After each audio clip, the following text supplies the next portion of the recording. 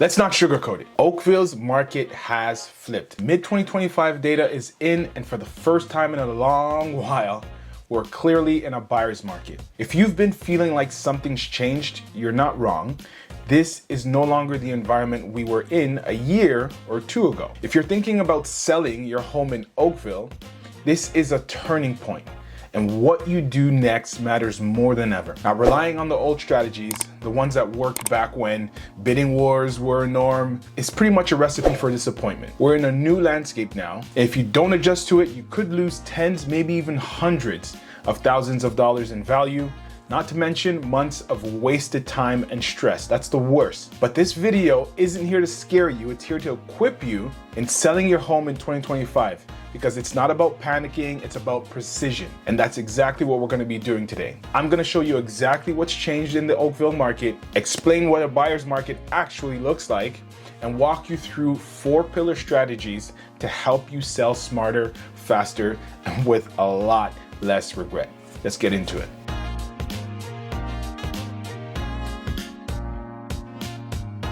Let's take the guesswork out of it and look at what's really happening. We talk a lot about buyer's markets, but what does that actually mean? Think of it like this. A year ago, you put your house on the market and got a flood of offers. Buyers were frantic. They were waiving conditions. They were offering over asking, competing like crazy just to get in. It was chaos, but in your favor. Now, completely different story. Imagine you're running, let's say, a bakery. A year ago, you had a line down the street before the sun came up. Today, you've got shelves full of bread and a couple of people walking by lunchtime. Suddenly, the customer has options. They can take their time. They're not desperate. That's exactly what's happening in Oakville real estate right now. Now let's dig into the numbers. The absorption rate. This tells us how fast listings are selling. A balanced market is typically over 30%. In Oakville today, detached homes are sitting around 17%. Townhomes are at about 20%. That's slow. That's a clear sign that buyers are holding the cards. As for days on market, homes aren't flying off the shelf anymore. What used to sell in, say, 5 days is now taking about 30 days. Sometimes even more. That longer window gives buyers the luxury to shop around, compare, and be choosy, as they have every single right, because things have changed these days. Inventory levels, and this is big. Over 900 new listings hit the Oakville market in June alone. That's the most we've seen in years. Buyers are spoiled for choice, and when they've got that much selection, they start picking everything apart. Your home has to stand out or it won't move. What about pricing? Here's where it gets a bit nuanced. You'll still see headlines talking about modest price growth, but what's actually happening on the ground is different. Detached homes, prices are cooling. Townhomes too. Condos and bungalows are holding a bit better, but across the board, we're seeing a pattern. Things are softening, not collapsing, but slowing down. And in this kind of environment, success comes down to strategy, which brings us to the next part, what you actually need to do to win in this market. So the new game plan, 4 pillars for selling in 2025. This is where it gets real. Selling a home today isn't about throwing up a listing and crossing your fingers. It's about being smart, methodical, and tuned into what buyers actually want. There are 4 key pillars you absolutely have to follow if you want to sell successfully in this market. Now, pillar number 1, price it right from day 1. In a hot market, you could price it high just to see what happens. You might even get lucky. But today, that strategy backfires so fast. Today's buyers are informed. They're on Realtor.ca daily, they're on House Sigma, they're watching price trends, getting automated alerts, reviewing comparables, and they can smell an overpriced home from a mile away. And if they do, they'll end up just skipping it without even booking a showing. Now here's the hard truth. The most attention your home will get is in the first 14 days. If you come out overpriced during that window, you lose momentum. Your listing starts to look stale, and stale listings don't get offers. They get lowballs, or even worse, silence. Then what happens? You drop the price, and then maybe again, right? You drop it again. And suddenly, you're not negotiating from strength, you're just trying to catch up to where the market already is. That's called chasing the market down. And it's one of the fastest ways to lose equity.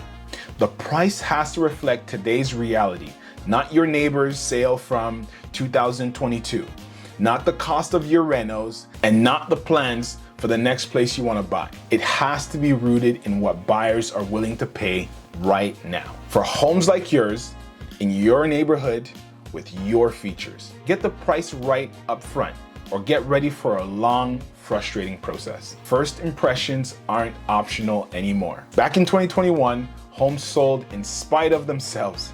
Poor photos, messy interiors, half-done repairs, it didn't matter. The market was too hot to care. Now, every single detail matters. Buyers are walking into your home thinking, why should I choose this one over the 10 others I just saw? That's your competition now.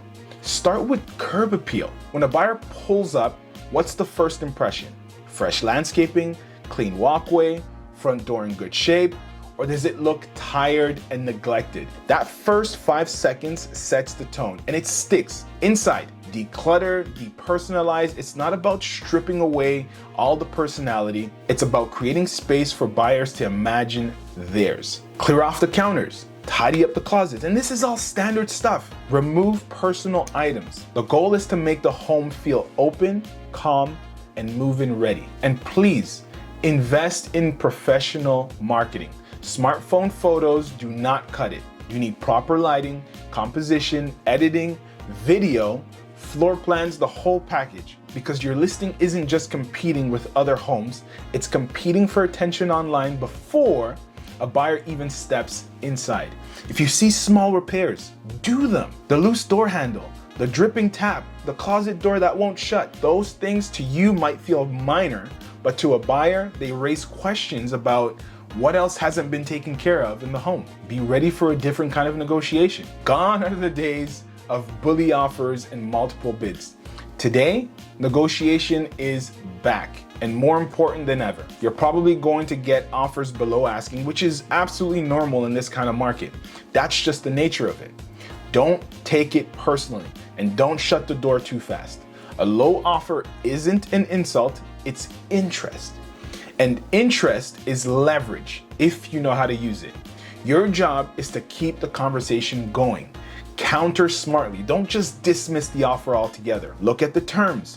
Maybe you give on price but gain on closing flexibility. Maybe you include some extras and firm up the deal quickly. It's about balance and keeping your eye on the big picture. Again, flexibility matters. Be accommodating on timelines, conditions, small asks. That attitude can tip a maybe into a yes. In this market, buyers aren't just buying homes, they're choosing the sellers too. Use smart incentives to stand out. Now, when inventory is high, differentiation is everything. If your home's similar to others on the block, you need to make it the better choice. One way, mortgage rate buydowns. You cover a portion of the buyer's interest for the first year or two. For you, it's a manageable cost. For them, it's a meaningful monthly savings and a huge reason to choose your home over another. Another, offering to cover closing costs. First-time buyers especially are cash strapped. An extra $5,000 in help might be what gets them over the line. You can also throw in high-value items, appliances, outdoor furniture, even smart home tech. These add-ons don't just increase value, they help buyers feel like they're winning. It's not about gimmicks, it's about giving buyers one more reason to pick your home over the rest. Now, if you're in one of Oakville's more prestigious pockets, Bronte, Morrison, Glen Abbey, you're not immune, but you are insulated. Inventory is lower and demand from high net worth buyers is still relatively stable. But here's the catch. Expectations are sky high. These buyers want perfection. Price too high, you're out. Presentation off, they'll move on. The margin for error is razor thin. If you're in this space, strategy and execution matter even more. So let's wrap this up. The Oakville market has changed. It's not collapsing, but it's definitely recalibrated. And sellers who recognize that and adapt will win. The ones who stick to outdated strategies, they'll sit, they'll slash prices, and they'll wonder what went wrong. So here's your 4-part plan. price it right from day one, nail the first impression online and in person, negotiate smart, stay calm, stay flexible, use incentives that speak to buyer concerns. Follow those pillars and you're not just selling, you're selling well. This market isn't impossible, but it is unforgiving if you get it wrong. If you're thinking about selling and want a custom strategy that reflects the reality of 2025, my contact information is down below in the description. No pressure, no obligation, just a clear, honest advice based on what's actually happening right now in the Oakville real estate market. Thanks for watching, and as always, if this helped, hit that like, subscribe, and little notification bell, and I'll see you in the next one. Peace. I hope you got some value out of that video. If you did, then go ahead and check out this video here or here. I'm not quite sure where it's gonna be on the screen, but one of these videos, go ahead and check it out.